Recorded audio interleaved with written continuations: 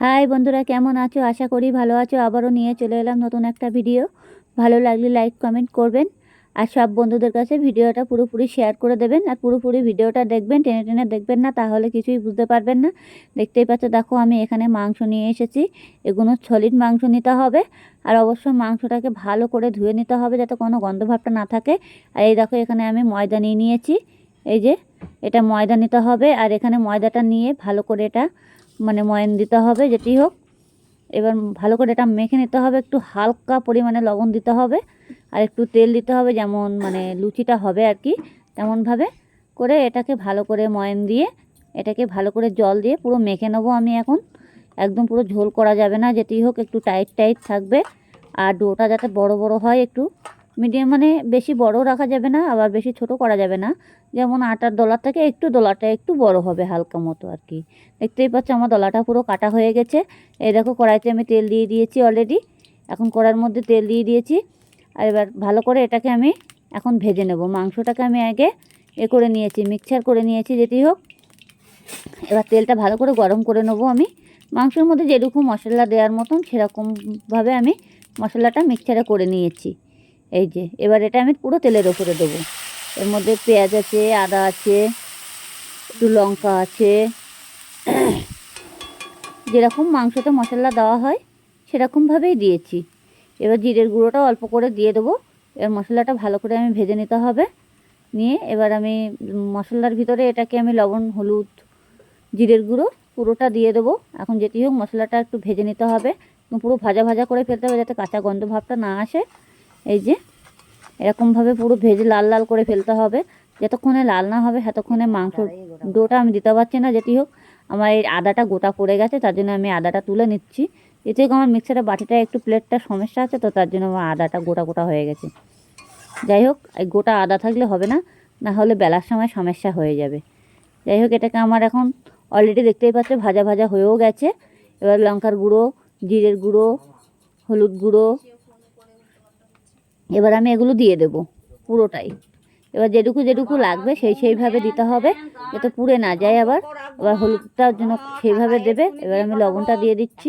লবণটা হাতে রেখে দেবে যাতে ময়দার ভিতরে পুরোপুরি হয়ে যায়, যাতে আবার কম না হয় আবার বেশি না হয়। বেশি হয়ে গেলে তো পুড়ে যাবে, খাওয়া যাবে না। যেটি হোক, এটাকে আমি ভালো করে ভেজে নিয়েছি। দেখো একদম পুরো লাল লাল হয়ে গেছে ভাজাটা, আর কত সুন্দর কালার চলে এসেছে।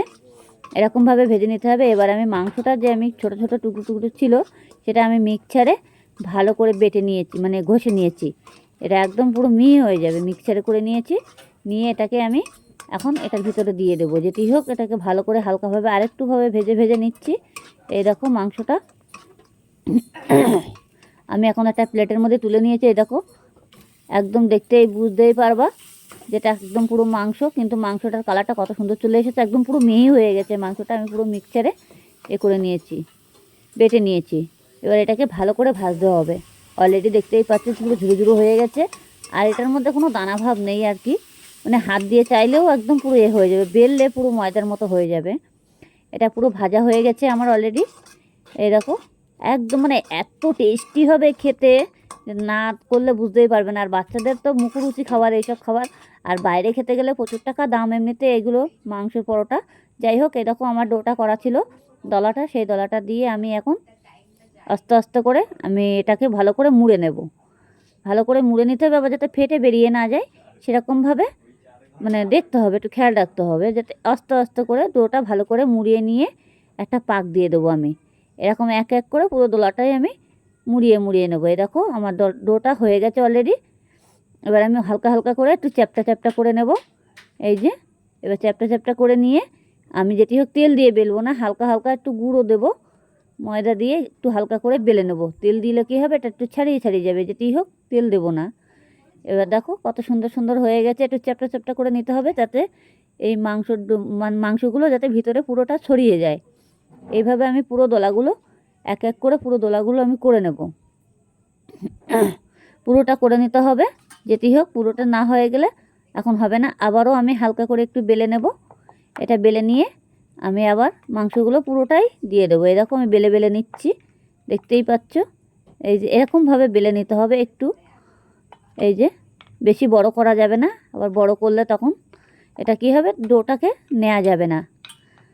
আমি এবার তুলে নিলাম, নিয়ে এবার এর ভিতরে আমি মাংসটা আবারও দিয়ে দিচ্ছি। দেখে নাও, তোমরা এভাবে করে নেবে। আর ঘরে বসে এই রেসিপিটা একবার করে দেখো, খেতে যে এত স্বাদ সে বলার মতো না, মানে খুবই স্বাদ, অসাধারণ। না একবার খেলে বারবার খেতে ইচ্ছে করবে এই মাংসর পরোটা, না করলে বুঝতে পারবে না। যাই হোক, দেখো আমার অলরেডি আবারও আমি করে নিচ্ছি। এরকম ভাঁজ করে করে নিতে হবে, এরকমভাবে ভাঁজ করে করে নিলে তাহলে মুখটা মোড়া যাবে। আর দেখতেই পাচ্ছ যে আমার অনেক সময় অনেকে আছে না যে মেশিনের মধ্যে করে নেয়, কিন্তু মেশিনের ব্যাপারটা আলাদা আর হাতে করার ব্যাপারটা পুরোটাই আলাদা, দেখতেই পাচ্ছ। আর হাতে করে খাওয়ার জিনিসটা পুরোটাই আলাদা। এই যে এবার আমি এটাকে ভালো করে মুড়িয়ে নিলাম। এবার মুড়িয়ে নিলে আমি আবারও চ্যাপটা করে নেব এরকমভাবে। এই চ্যাপটা করে নিয়ে নিয়ে আমি পুরো দোলাগুলো পুরো কমপ্লিট করে নিয়েছি আর কি, দেখতেই পাচ্ছ। এই দেখো পুরো দোলাগুলো পুরোপুরি কমপ্লিট করে নিয়েছি। আরও দলাগুলো আমার অলরেডি থালার মধ্যে হয়ে গেছে কমপ্লিট করা। হালকা হালকা একটু গুঁড়ো দিতে হবে এবার দিয়ে, এরকম দলাগুলো পুরো কমপ্লিট করা হয়ে গেছে, দেখতেই পাচ্ছ। হালকা করে একটু গুঁড়ো দিতে হবে, দিয়ে এবার বেলা শুরু করে দেবো আমি। এবার দেখো বেললে পরে পুরো মাংসটা চারি জায়গায় ছড়িয়ে যাবে, যাতে এক জায়গায় থাকে না। এক জায়গায় থাকলে তখন ভাজতে অসুবিধা হবে, ফেটে যাবে। এই দেখো আমি বেলে নিয়েছি। এই যে দেখেছো মাংসগুলো কত সুন্দর চারি সাইডে সাইডে ছড়িয়ে গেছে আর ফুটে ফুটে উঠেছে, দেখতেই পাচ্ছ। এগুলো কিন্তু বেরোবে না, যেতেই হোক এগুলো বেরোবে না, আর বেরোনোর কোনো কায়দাই নেই। দেখো এ দেখো ভাজলে পরে আর এত টেস্টি হবে খেতে, না খেলে বুঝতেই পারবে না। যাই হোক, আমি পুরোপুরি আবারও বেলে নেব। এই যে এক এক করে পরোটাগুলো সব পুরোটাই বেলে নিলাম, মাংসের পরোটা। এবার আমি তাড়াতাড়ি করে তাওয়া বসিয়ে দেবো। তাওয়াতে হালকাভাবে তেল দেবো, বেশি ভটভটা তেল দেবো না। এবার তেল দেওয়া যাবে না বেশি ভটভটা করে, তেল দিলে তো এমনিতেই মাংস, তার মধ্যে অনেক সময় তেলটা আবার যদি বেশি হয়ে যায়, অল্প অল্প করে তেল দিতে হবে, হালকা করে দিয়ে ভালো করে পরোটা যেমন ভাজে তেমনভাবে ভেজে নিতে হবে। আমার তাওয়াটা অলরেডি গরম হয়ে গেছে, দেখতেই পাচ্ছ। এবার আমি মাংসের পরোটাটা পুরো দিয়ে দিচ্ছি। এবার দেখে নাও কীভাবে আমি করছি, সেইভাবে আপনারা করবে, চেষ্টা করুন, অতি অবশ্যই পেরে যাবে। একটা সহজ উপায়, একদম পুরোপুরি সহজ উপায়। আর বাইরের খাবারের থেকে ঘরে বসে খাওয়া খুবই উপকারী। দেখতেই পাচ্ছ আমার পরোটাটা এক পিঠ অলরেডি ভাজা ভাজা হয়ে গেছে।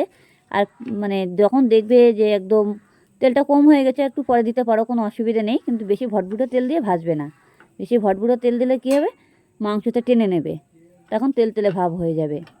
এর জন্য বেশি ভটভুটো তেল দেওয়া যাবে না, হালকা হালকা তেল দিতে হবে আর হালকাভাবে ভাজতে হবে। আর যাতে গ্যাসটাকে বেশি পুরো বাড়ানো যাবে না, মানে আর বেশি লো করাও যাবে না, মানে মিডিয়ামভাবে হালকাভাবে রাখতে হবে। যখন যে দেখবে যে তাওয়াটা গরম হয়নি, তখন তো একটু বাড়িয়ে দিলে, তারপরে হালকা করে একটু কমিয়ে দিলে। এই যে এইভাবে পুরোপুরি ভেজে নিতে হবে। দেখো অলরেডি এটা দেখতেই পাচ্ছ একদম পুরো ভাজা ভাজা হয়ে গেছে। আর খেতে যে এত টেস্টি হবে, একবার না খেলে বুঝতেই পারবে না। ঘরে বসে এই রেসিপিটা অতি অবশ্যই একবার চেষ্টা করে দেখুন, তাহলে বুঝতে পারবে যে খেতে কত স্বাদ। যাই হোক, এরকমভাবে পুরোপুরি ভেজে নিতে হবে। এই যে আমি যেভাবে যেভাবে ভেজে নিচ্ছি দেখে নাও, দেখে নিয়ে সেইভাবে করো। আর এমনি এটা দোকানে একটা পরোটা খেতে গেলে প্রচুর টাকা দাম। আর মাংস রুটি তো সবাই খায়, কিন্তু মাংসের পরোটা তো অনেকে খায়নি, অনেকে বুঝতে পারে না যে জিনিসটা খেতে কেমন লাগে, কি খারাপ লাগবে কি ভালো লাগবে। যাই হোক, আমি আবার একটু হালকাভাবে তেল দিয়ে দিচ্ছি। এবার তেলটা দিয়ে দিলাম, দিয়ে এটাকে ভালো করে এপিট ওপিট করে পুরোপুরি ভেজে নিচ্ছি। এই যে দেখো আমার যখন পরোটাগুলো পুরোপুরি ভাজা হয়ে যাবে, কালারটা এত সুন্দর চলে আসবে, না দেখলে বুঝতেই পারবে না। যাই হোক, এই যে খুবই সুন্দর কালার চলে আসবে। এটা কিন্তু হালকা তেলটা কম হয়ে গেছে, কিন্তু আগেরগুলো পুরোপুরি তেল হয়ে যায় ঠিকঠাক, যে তেলটা এবার আমি বেশি দিইনি। এবার দেখো কালারটা কত সুন্দর চলে এসছে। এবার বাকি পরোটাগুলো আমার সব ভাজা হয়ে গেছে, আমি থালার মধ্যে তুলে নিয়েছি। এবার দেখো এই হটপটের মধ্যে রাখতে হবে পরোটাগুলো পুরোপুরি। এই যে এবার থালা থেকে বার করে নিয়েছি, দেখো কত সুন্দর।